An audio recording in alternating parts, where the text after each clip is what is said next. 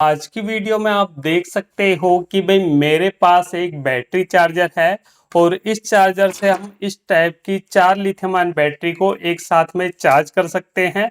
लेकिन फ्रेंड हुआ क्या कि मैंने इसे चार्जिंग पे लगाया हुआ था और अचानक से क्या हुआ कि इसके अंदर स्पार्किंग हुई और स्पार्किंग होने के बाद हल्का सा इसके अंदर से धुआं निकलता हुआ दिखा। तो उसके बाद से ये चार्जर हमारा बिल्कुल भी काम नहीं कर रहा है। तो आज की वीडियो के अंदर मैं आपको बताऊंगा कि अगर आपके पास भी इस टाइप का कोई भी लिथियम आयन बैटरी चार्जर है तो उसे आप कैसे स्टेप बाय स्टेप चेक करके रिपेयर कर सकते हो। तो वीडियो को बिल्कुल ध्यान से पूरा देखना, तभी आपको सारी चीजें अच्छे से समझ में आएगी। तो इसके लिए देखिए फ्रेंड, चार्जर के अगर हम बैक साइड में देखते हैं तो यहाँ पे हमें 4 पेच देखने को मिलता है। तो यहाँ पे हमें इसके सर्किट को चेक करने के लिए इसे खोलना पड़ेगा। तो सबसे पहले हम इन चारों पेज को खोल लेते हैं। तो नॉर्मली आप किसी भी पेचकस से खोल सकते हो, छोटा वाला पेचकस इसके अंदर यूज करना है आपको। तो यहाँ पे देखिए बड़े आराम से जो इसके पेज हैं खुल रहे हैं यहाँ पे।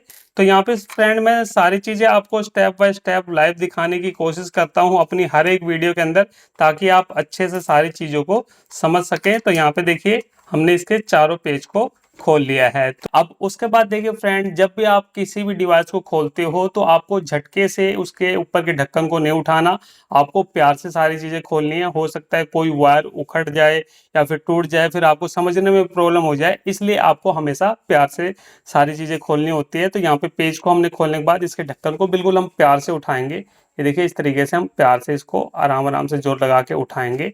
ये देखिए यहाँ पे मैंने कितने प्यार से इसके ढक्कन को उठाया है। और उसके बाद यहाँ पे आप देख सकते हो फ्रेंड कि इस चार्जर के अंदर कुछ इस टाइप का सर्किट लगा हुआ है। नीचे की तरफ देखिए, ये जो हमारे पीछे की तरफ हमारी स्प्रिंग लगी हुई है, यहाँ पे इसकी वायर इसी सर्किट से निकल के गई है। 4 वायर है इसके अंदर। और ऊपर की तरफ हम देखें तो ऊपर की तरफ हमें कोई भी कंपोनेंट्स नहीं दिखाई दे रहा है। शायद इसके बैक साइड में कंपोनेंट्स लगे हुए हों, क्योंकि ऊपर की तरफ तो हमें कुछ भी दिखाई नहीं दे रहा है। अब सबसे पहले आपको ध्यान क्या रखना है कि जब भी आप किसी भी डिवाइस के सर्किट को चेक कर रहे हो तो सबसे पहले आपको अपनी आंखों से ये ट्रेस करना है कि क्या उसके अंदर कोई पुर्जा या कोई कंपोनेंट्स कहीं पे आपको जला हुआ तो नहीं दिखाई दे रहा। क्योंकि अधिकतर प्रॉब्लम कई बार हमें ऊपर से पता चल जाती है, लेकिन हम लगे रहते हैं, तो ये काम आपको नहीं करना। तो सबसे पहले आपको आंखों से ट्रेस करना है। तो यहाँ पे चलिए अब इसके जो सर्किट है इसको हम प्यार से ऊपर की तरफ उठा लेते हैं। तो इसको उठाने के लिए देखिए यहाँ पे मैं इस ओपनर का यूज कर रहा हूँ, आप किसी भी पतले पेचकस का भी यूज कर सकते हो। तो बिल्कुल प्यार से हम इसको उठाएंगे ताकि कोई वायर हमारी निकल ना जाए या टूट ना जाए। इस तरीके से देखिए ये जो सर्किट है हमारा ऊपर की तरफ आ गया है और यहाँ पे इस वायर को हम ऐसे ऊपर की तरफ कर लेते हैं। तो देखिए फ्रेंड बड़े आराम से ये जो इसका सर्किट है इसको हमने अलग कर लिया है। अब थोड़ा सा मैं जूम करके आपको दिखाना भी चाहूंगा। तो आप देख सकते हो फ्रेंड कुछ इस टाइप का इसके अंदर सर्किट लगा होता है और छोटे छोटे काफी सारे कंपोनेंट्स इसके अंदर लगे हुए हैं। 4 एलईडी लगी हुई है। तो इस तरीके से ये सर्किट है हमारा। तो यहाँ पे हम सारी चीजों को एक एक करके देखते हैं। तो यहाँ पे देखिए फ्रेंड, यहाँ पे हमारा कैपेसिटर लगा है और ये देखिए एक कैपेसिटर और लगा हुआ है, आईसी लगी है, सारी चीजें लगी हुई हैं। लेकिन यहाँ पे देखिए फ्रेंड, यहाँ पे मुझे प्रॉब्लम कुछ नजर आ रही है। ये देखिए यहाँ पे देखिए, यहाँ का एरिया ब्लैक ब्लैक नजर आ रहा है। आप देख सकते हो कि यहाँ पे ब्रिज रेक्टिफायर आईसी लगी हुई है और यहाँ का एरिया मेरे को थोड़ा सा ब्लैक ब्लैक नजर आ रहा है। और हो सकता है कि इसी की वजह से ये चार्जर हमारा काम ना कर रहा हो, क्योंकि मैंने आपको बताया था ना कि मैंने इससे बैटरी को चार्ज लगा रखा था और अचानक से इसके अंदर स्पार्किंग टाइप से कुछ हुआ और हल्का सा धुआं निकला और उसके बाद इस चार्जर ने काम करना बंद कर दिया। तो हो सकता है कि प्रॉब्लम इसी की वजह से हो। इसके अलावा अगर हम पूरे सर्किट में देखते हैं तो सारे कंपोनेंट्स हमें फिलहाल फ्रेश नजर आ रहे हैं। तो अब हमें क्या करना है फ्रेंड, हमें सबसे पहले इस ब्रिज रेक्टिफायर आईसी को रिप्लेस करना है। देखिए ब्लैक ब्लैक तो इस आईसी के साथ में भी हो गया है, लेकिन अभी मेरे को फिलहाल ये लग रहा है कि शायद इसी की वजह से हुआ है, क्योंकि इसका धुआं इसके साथ में चला गया है। इसके तीनों साइड में ब्लैक है, ऊपर की तरफ ब्लैक ब्लैक नहीं दिखाई दे रहा। और जबकि इस ब्रिज रेक्टिफायर के अंदर देखोगे तो ये वाला देखिए कॉर्नर पूरा हमारा जल गया है। तो हमें क्या करना है, इसकी जगह पे नई ब्रिज रेक्टिफायर आईसी लगानी है। अब आपके दिमाग में ये चल रहा होगा कि भाई ये ब्रिज रेक्टिफायर आईसी हमें मिलेगी कहाँ। तो देखिए फ्रेंड, वैसे तो आपको ये मार्केट में जल्दी से मिलने वाली नहीं है। तो इसका सबसे अच्छा तरीका क्या है कि अगर आपके पास इस टाइप का एलईडी का पैनल है, जो डोप लाइट पैनल होते हैं या फिर एलईडी बल्ब के ड्राइवर सर्किट होते हैं, सभी के अंदर आपको ये आईसी देखने को मिल जाएगी। तो आप क्या कर सकते हो, इस टाइप की ब्रिज रेक्टिफायर आईसी को निकाल के इसके अंदर लगा सकते हो। लेकिन इसके अंदर भी आपको ये नहीं है कि बस यहाँ से आपको निकालना है और यहाँ पे लगा देना है। इसके अंदर आपको समझना है, क्योंकि इसके अंदर दो लेग ऐसी होती हैं जिसके अंदर हमारा न्यूट्रल और फेज जाता है, और आउटपुट में हमारा क्या बनता है, माइनस प्लस बनता है। तो यहाँ पे इसका काम क्या होता है, एसी वोल्टेज को डीसी में कन्वर्ट करना। तो सबसे पहले हम क्या करते हैं, एक बार इस ब्रिज रेक्टिफायर आईसी को निकाल लेते हैं।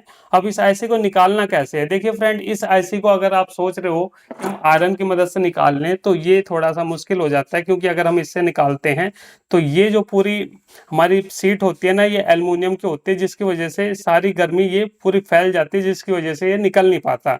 तो इसका सबसे आसान तरीका क्या है, इसमें से अगर आपको कोई भी कंपोनेंट्स निकालना है तो आसान तरीका ये है कि आपको लेनी है एक मोमबत्ती। ये देखिए मेरे पास मोमबत्ती है, और यहाँ पे देखिए हम इसको जला लेते हैं। इसकी मदद से आप बड़े आराम से किसी भी कंपोनेंट्स को निकाल सकते हो, खास करके ऐसे चीज़ों में जिसके अंदर ये इस टाइप की सीट लगी हो एल्युमिनियम वगैरह की, क्योंकि वहाँ पे काफ़ी प्रॉब्लम होती है।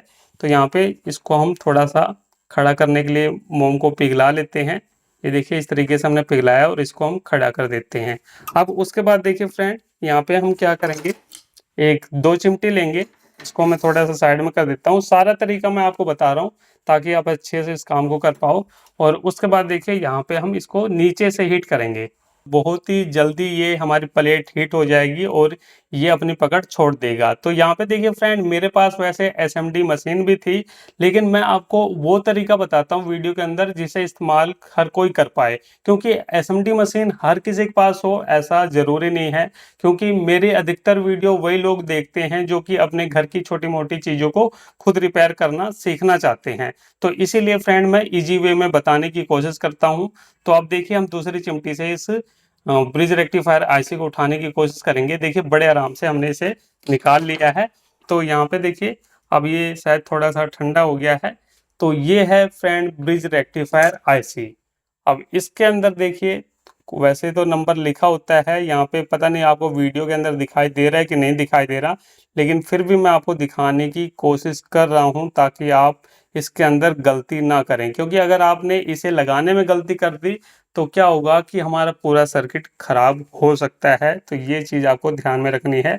तो देखिए फ्रेंड, इसके अंदर क्या है, इसको अगर हम देखते हैं तो यहाँ पे देखिए, यहाँ पे अब आपको साफ साफ दिखाई दे रहा होगा। तो इस साइड की जो दो पिन है ना, ये हमारी न्यूट्रल फेज की पिन है। ठीक है, ये वाली जो पिन है न्यूट्रल फेज की है, और इस साइड की जो पिन है यहाँ पे हमारी प्लस माइनस की सप्लाई बन रही है। ये देखिए यहाँ पे ये वाला देखिए, यहाँ पे सिंबल आपको प्लस का दिखाई देगा। मैं इसको हल्का सा झुकाऊंगा, ये देखिए प्लस, और ये वाला हमारा माइनस।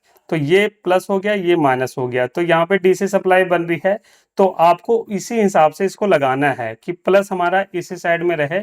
इस सर्किट के अंदर भी आपको ऐसे देखना है। तो मैं क्या करता हूँ, एक बार इस ब्रिज रेक्टिफायर आईसी को निकाल लेता हूँ। तो ये देखिए यहाँ पे मैंने इस खराब ब्रिज रेक्टिफायर आईसी को निकाल लिया है।